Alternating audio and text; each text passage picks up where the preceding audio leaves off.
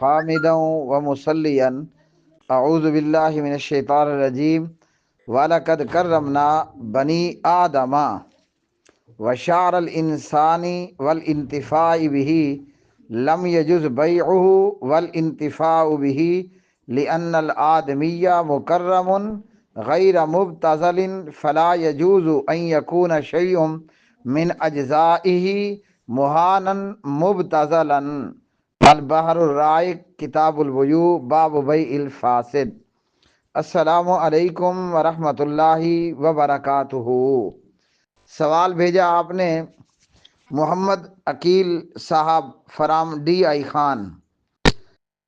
سوال آپ پوچھتے ہیں کہ انسانی بالوں کی خرید و فروخت جائز ہے یا کہ حرام ہے اور ناجائز ہے۔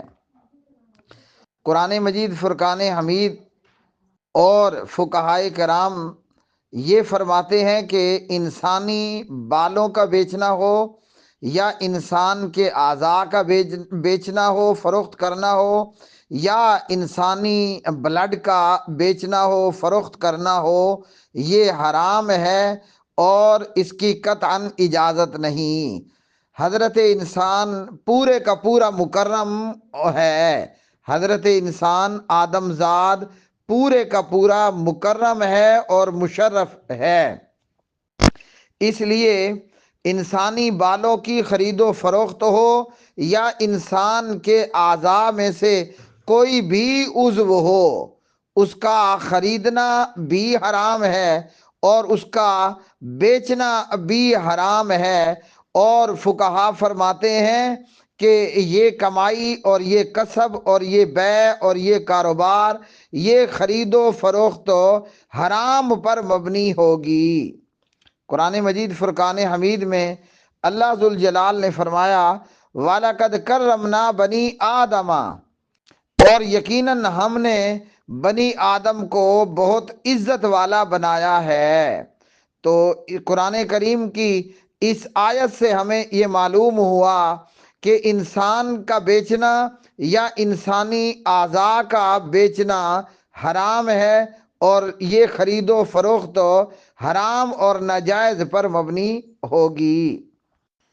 اور فقہ کی ایک معتبر کتاب البحر الرائق کتاب البیوع باب بیع الفاسد کے اندر ہے ایسی بیع جو کہ حرام اور ناجائز پر مبنی ہے۔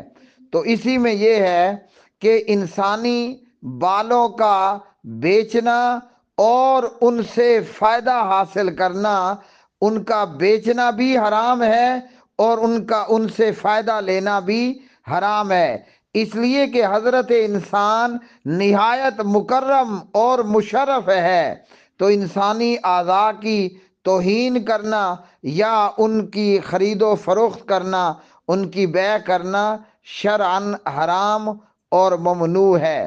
آج محلوں کے اندر اور گلیوں کے اندر لوگ آواز لگائے پھرتے ہیں کہ انسانی بال فروخت کرو اور اتنے کلو میں اتنے 100 روپے کے اندر 1 کلو بال ہم آپ سے خریدیں گے، تو قطعاً یہ درست نہیں ہے۔ اور دوسرا یہ ہے کہ انسانی بالوں کے ساتھ باقاعدہ طور پر جادو اور سفلی علوم بھی کیے جاتے ہیں، جبکہ جادو اللہ ذوالجلال نے حرام کیا ہے، اور ایسے کاموں کے اندر بیع کرنا، خرید و فروخت کرنا اور معاون بننا بھی حرام ہے۔